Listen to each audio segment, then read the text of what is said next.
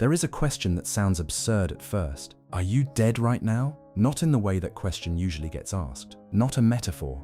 Not a spiritual claim. A serious philosophical and scientific inquiry into whether the distinction between being alive and not being alive is as clear as you have always assumed. Sit with that for a moment, because the thinkers who have explored this territory most carefully have arrived at conclusions that are genuinely difficult to dismiss. Let us begin with the most grounded version of the question. What exactly is death? In clinical terms, death is defined as the irreversible cessation of all biological functions. But philosophers and physicists have been pushing on that definition for decades, and it has not held up as cleanly as it appears. The problem starts with consciousness. We do not know what consciousness is. We do not know where it comes from. We do not know why certain arrangements of matter produce an experiencing subject, while other arrangements do not. This is called the hard problem of consciousness, and despite enormous scientific progress in neuroscience and philosophy of mind, it remains genuinely unsolved. If we do not know what produces consciousness, we cannot say with certainty what ends it.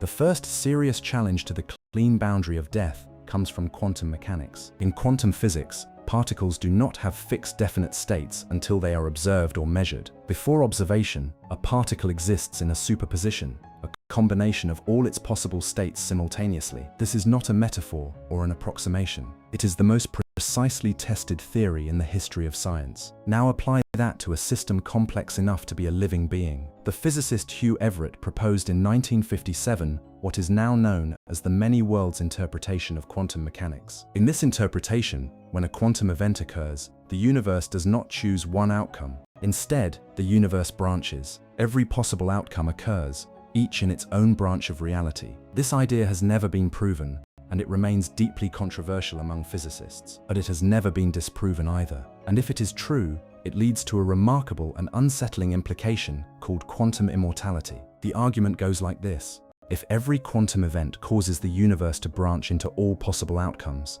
then every time a living being faces a moment where they might die or might survive, both outcomes occur. In every branch where you die, your subjective experience simply ends. There is no you in that branch to notice. But in every branch where you survive, even by the narrowest possible margin, you continue. And since you can only ever find yourself in a branch where you are still alive to experience anything, you will always find yourself in a surviving branch. From the inside, it will always seem as though you survived. This thought experiment was first explored by physicist Max Tegmark. It is a philosophical argument about the nature of subjective experience, not an established scientific claim, and it is worth being precise about that. But the structure of the argument is sound enough that it has never been cleanly refuted. Now consider a completely different challenge to the clean boundary of death. In 1895, the physicist Ludwig Boltzmann was working on the thermodynamics of the universe. He was trying to understand why the universe appears to have started in a very low entropy, highly ordered state,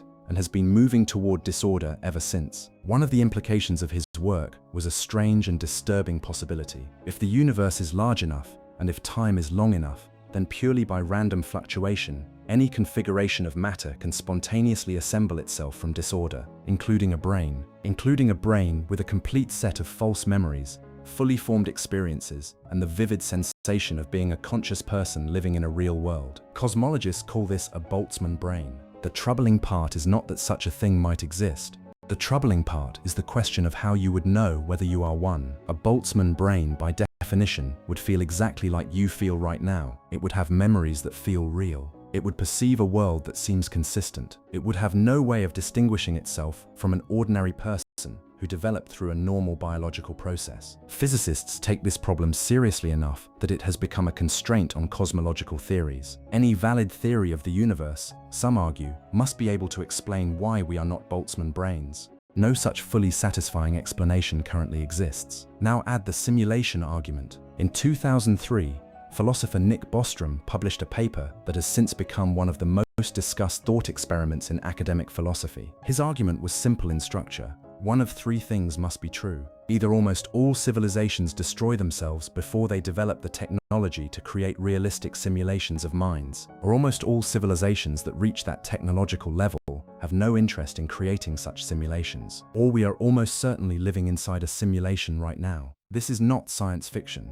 It is a probabilistic argument. If any civilization ever creates large numbers of simulated minds that experience themselves as real, then simulated minds will vastly outnumber non-simulated ones. And if that is true, any mind asking the question of whether it is real has a much higher probability of being simulated than of being original. Bostrom himself does not claim to know which of the three options is correct, but the argument has been taken seriously by physicists, including Elon Musk, Neil deGrasse Tyson, and a number of academic philosophers and cosmologists. Now bring these three ideas together: many worlds, Boltzmann brains, and the simulation argument. None of them are established science. All of them are serious intellectual positions. And all of them point toward the same quiet destabilization of something you have probably never questioned: the assumption that there is a clean, knowable line between existing and not existing, between being here and being gone, between being alive and being dead. Each of these frameworks suggests, in different ways, that the boundary is less clear than it appears, that your experience of being here might be one of many instances of something that looks like you,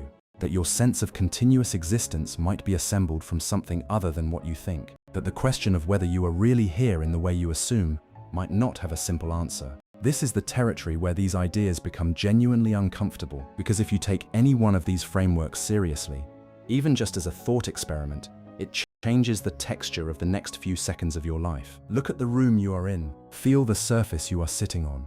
Notice the thoughts passing through your mind right now. All of that feels undeniably real, but so would the experience of a Boltzmann brain. So would the experience of a simulated consciousness. So would the experience of a branched version of you who survived when other versions did not. The feeling of being here proves only that there is an experience happening. It does not prove anything about what is producing that experience, or how many versions of that experience exist simultaneously, or whether the version experiencing this particular moment is the version that will still be here in the next one.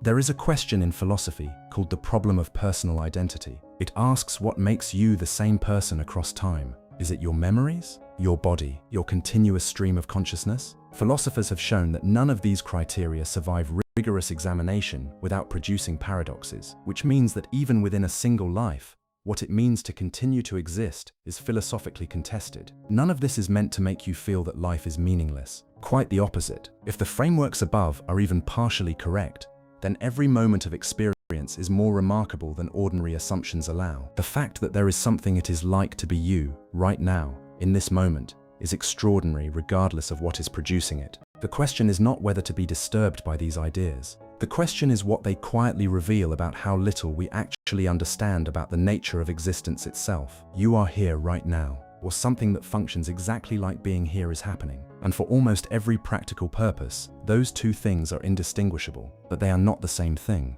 And the distance between them is where the most interesting questions about existence quietly live.